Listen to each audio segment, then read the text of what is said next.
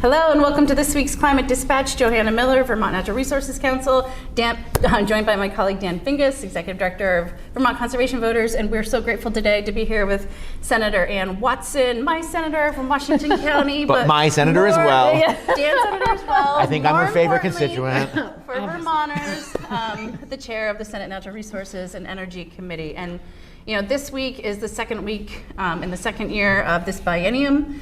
And we know there are a lot of challenging issues that are really at the forefront for our country, for people, and we are thinking about people across the world, across this nation, and in Minneapolis in particular.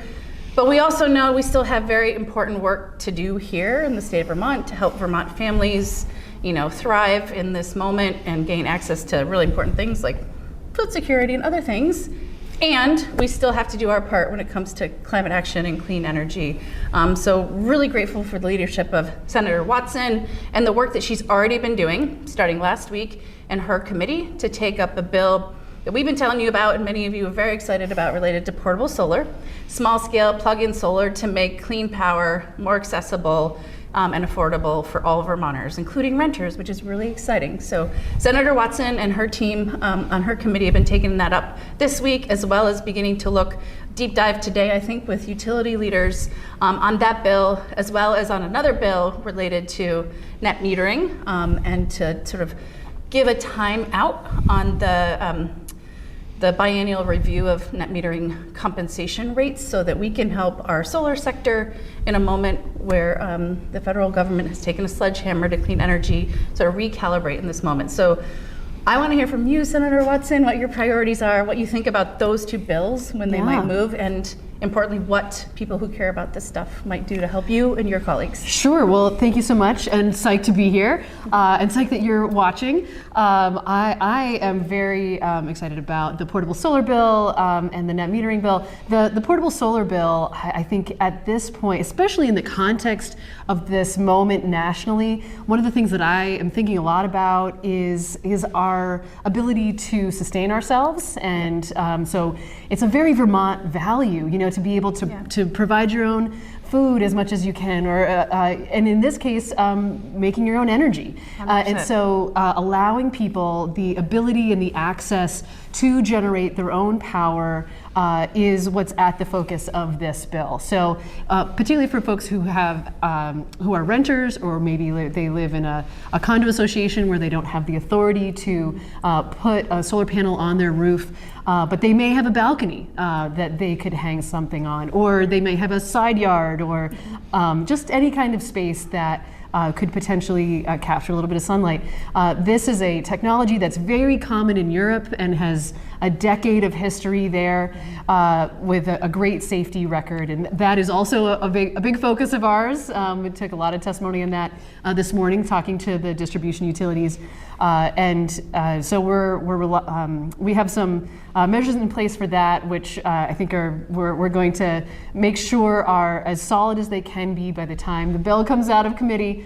But I think this is an opportunity to get some really strong bipartisan support for this bill, and so I would certainly encourage folks who are across the state to contact their senators to say, I support portable solar.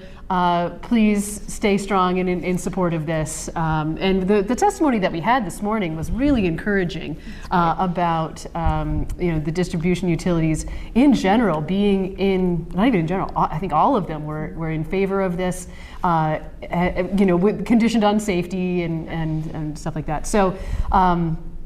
I'm really looking forward to that moving forward next week, actually. Excellent. So we'll see. Maybe that's a little ambitious, but we'll see. And then there's a few more people related to the net metering bill that you referred to that we're going to need to hear from. But that bill, as you mentioned, is really cutting a break to the The solar industry right now, they're, as many folks will probably know, the tax credits that were in place for a very long time, I think it might have been something like a decade that, or more actually, that the solar tax credits have been in place federally.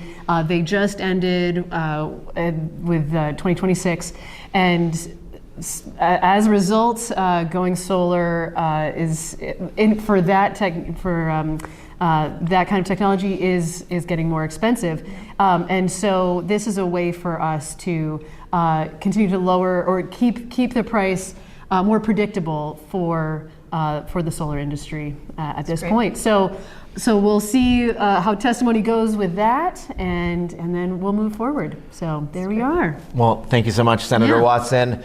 Obviously appreciate your leadership in Senate Natural Resources and Energy. We really need that leadership, and we're so glad that your committee is taking up these issues. You heard the senator say it. We need to call the rest of the senators and let them know that we support portable solar. While you're calling them, you might as well let them know that you also support S170, which is the freeze on the net metering rates. Both of these things are going to make sure that more Vermonters have affordable access to solar, and that's really important. So take this first action. Every week we're going to come back with another action. There's always lots to do to make Vermont a better place. Thank you so much for joining us today.